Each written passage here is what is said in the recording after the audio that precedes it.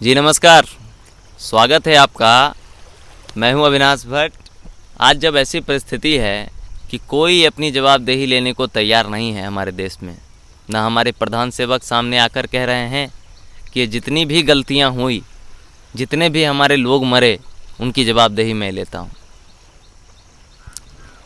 तो जब आप जवाबदेही नहीं लेते हैं, फिर आपको इस बात का भी हक नहीं है कि छोटे छोटे बातों पर आप लोगों के बीच चले आते हैं, चाहते हैं कि आपको जनता धन्यवाद दे। किस बात का धन्यवाद दें आपको? लोगों के जीवन को आपने तार तार कर दिया, इस बात की धन्यवाद दें। कितने मासूमों की ज़िंदगी छीन ली आपने, कितने के ख्वाब अधूरे रह गए, इस बात की धन्यवाद दें। मेरे मन में बहुत कुछ आया था जब मैं इस लोकेशन के बारे में सोच रहा था, तो मुझे लगा कि यहाँ चलते हैं, बातें करेंगे। मैं आपको एक चीज़ और बताता हूँ। अभी चुनाव का वक्त आ रहा है, बहुत सारे लोग आएंगे आपके पास, बहुत तरह की बातें करेंगे। अभी पूरे देश में हिंदू मुसलमान होगा। भाजपा के जितने नेता हैं, जितने सांसद हैं, केंद्रीय मंत्री हैं, सभी लोग अभी सिर्फ और सिर्फ हिंदू मुसलमान करेंगे, क्योंकि उनको पता है, हमारी कमज़ोर नब्ज़ उन्हें पता है कि यही नब्ज़ है जिसको हम छुएंगे तो हर एक हिंदुस्तानी रिएक्ट करेगा। आप, मैं अपनी जनता से, अपने भाइयों से, अपनी बहनों से और हमारे समाज में रहने वाले बुद्धिजीवी लोगों से एक ही चीज़ कहना चाहूँगा कि इनके टिप्पणियों पर आप अपना प्रतिक्रिया देना बंद कर दीजिए। देखिए, ये पूरा जो इनका ये काला तंत्र है, ये सारा बंद हो जाएगा। आप प्रतिक्रिया देते हैं, आप हिंदू मुसलमान करते हैं, तभी ये आदमी आपके बीच में खड़ा होकर हिंदू मुसलमान करता है। कभी देश की महंगाई पे बात नहीं करते हैं, कोई बेरोजगारी पे कोई बात नहीं करेगा।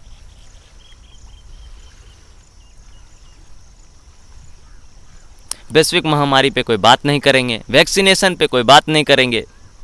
मैं आपको एक चीज़ बता देता हूँ, ऐसा नहीं है कि कोरोना हमारे आपके बीच से चला गया है। आपको पता है, पूरे विश्व के 50 ऐसे देश हैं जो नए वेरिएंट, जो कोविड-19 का नया वेरिएंट है डेल्टा प्लस, उससे जूझ रहे हैं।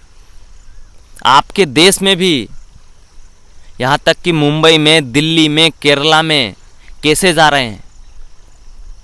दैनिक भास्कर का 2 दिन पहले का रिपोर्ट है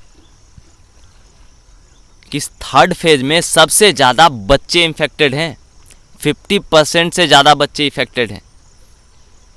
मैं तो यही कहूँगा, अपने जनजीवन को देखिए, सामाजिक प्राणी बनिए, खुद का ख्याल रखिए, पर पड़ोसी को भी ध्यान में रखिएगा।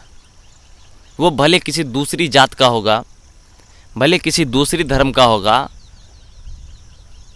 पर जब आपको कुछ होगा ना, तो सबसे पहले वही आएंगे। मोदी जी नहीं आएंगे दिल्ली से आपके पास, या जो लोग हिंदू मुस्लिम करते हैं ना, वो नहीं आएंगे आपके पास। वो लोग खुद इसलिए हिंदू मुस्लिम कर रहे हैं ताकि उनको ये मौका मिले कि वो उस गद्दी पे बैठें और फिर छाली काटें। छाली काटने के लिए तो नहीं है ना यार। इस चीज़ को समझना पड़ेगा हमको, आपको, सबको। रोजगार पे बात नहीं करते हैं। आपको पता है विश्व में सबसे ज़्यादा बेरोजगार इंसान कहाँ पाए जाते हैं? यहीं हिंदुस्तान में। और विश्व में सबसे ज़्यादा युवा, यंग जनरेशन कहाँ पाया जाता है पता है आपको? वो भी यहीं है। पता है क्या होता क्या है? अभी 150 रुपये का रिचार्ज कराओगे ना जियो का, तो आपको 1.5 GB मिलेगा, या 199 का। फिर आपके पास इतना मटेरियल मिल जाएगा व्हाट्सएप यूनिवर्सिटी से कि आप दिन भर उसी में लगे रहोगे, दिन भर मोबाइल देखोगे और भूल जाओगे कि आपको करना क्या था। बस इस चीज़ों को नहीं भूलना है कि करना क्या है। मुझे पता है कि मैं बहुत बड़ा नेता नहीं बनूंगा, पर अपने लोगों के लिए, अपने देशवासियों के लिए कम से कम सच बोलने की हिम्मत तो कर रहा हूँ।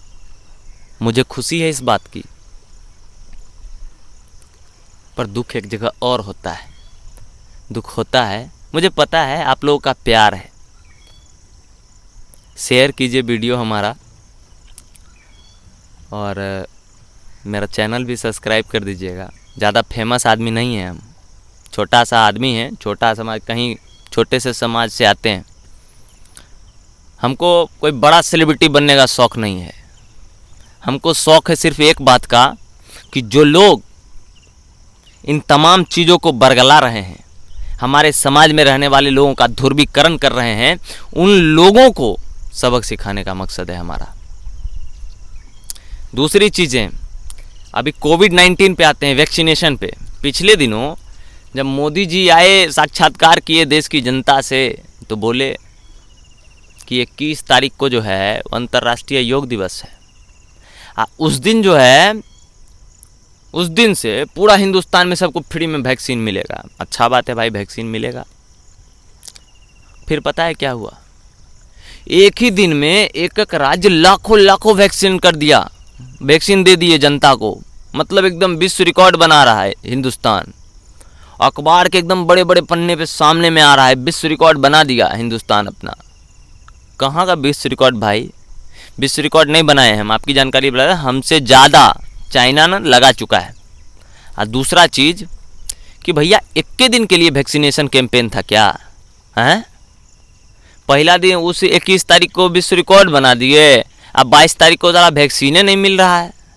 ये कैसा विश्व रिकॉर्ड है भाई? 21 तारीख से पहले का डाटा आप उठा के देख लीजिए। किसी राज्य में 500, किसी राज्य में 1000, किसी राज्य में 2000, ऐसे करके वैक्सीन दिलाया है।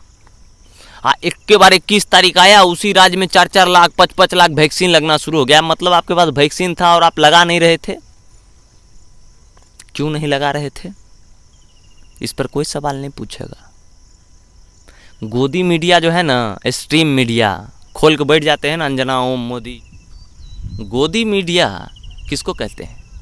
लोग कहता है कि वो NDTV वाला रवीश कुमार सबका नाम रख दिया है गोदी मीडिया है।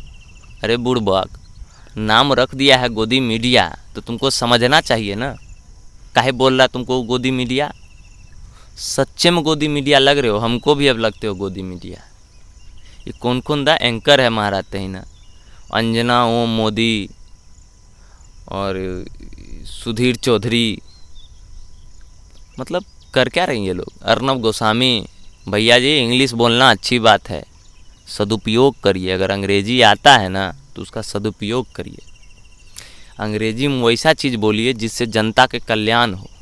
ऐसा मत बोलिए कि आग लग जाए सामुदायिक रूप से, ठीक है?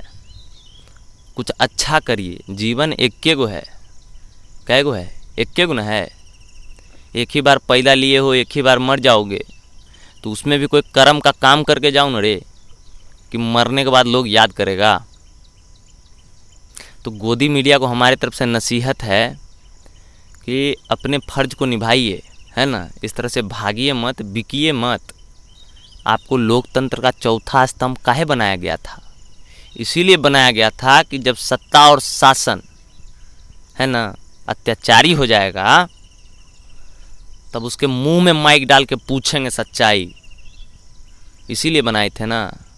तो आप मलाई खा रहे हैं उसी सत्ता और शासन के साथ बैठ के। ये लोग खाली फर्जीवाड़ा कर रहा है, देश की जनता की नज़रों में धूल झोंक रहा है, ठीक है? इस चीज़ को समझिए। कहने के लिए तो 1000 मुद्दा मिल जाएगा आपको, पर हमेशा कितना क्रिटिसाइज करिएगा? अरे कोनो, हम तो चाहते हैं किसी दिन कोनो अच्छा काम करिए आप, ठीक है ना? कि हमारे जैसा सोशल मीडिया एक्टिविस्ट कैमरा के सामने बैठे और ये बोले कि नहीं, ये जो सरकार है नहीं बहुत अच्छा काम किया। कब करिएगा ऐसा? ऐसा दिन नहीं लाइएगा दोबारा। ये पहली बार ले आइए, दोबारा लाने की आवश्यकता नहीं है। कम से कम ऐसा दिन लाइए कि जनता बैठ के बोले कि नहीं बहुत अच्छा किए। तो इन तमाम चीज़ों पे सोचने की आवश्यकता है। मैं तो यही कहूँगा आखिरी में कि अगर आपको ऐसा लगता है ना, कि ध्रुवीकरण से, समाज को बांट देने से देश हमारा आगे बढ़ रहा है, तो आप बहुत बड़ी भूल में हैं। ये हिंदुस्तान है भाई साहब, है ना। यहाँ सबको अधिकार है रहने का। हम लोग एक धर्मनिरपेक्ष राष्ट्र में रहते हैं। तो कोई भी नेता कुछ बोलेगा ना, आपको आएगा, अभी चुनाव का मौसम है ना, यूपी में अभी पूरा होगा रेर बहेड़, पूरा जितना हो पाएगा हिंदू मुस्लिम सब करेगा। पर आप एक चीज़ पे अडिग रहिएगा, वो बोलेगा हिंदू मुसलमान, तुम बोलना रोजगार। वो बोलेगा, वो तो बोलेगा ही बोलेगा, अभी सब बोलेगा ऊपर से नीचा तक।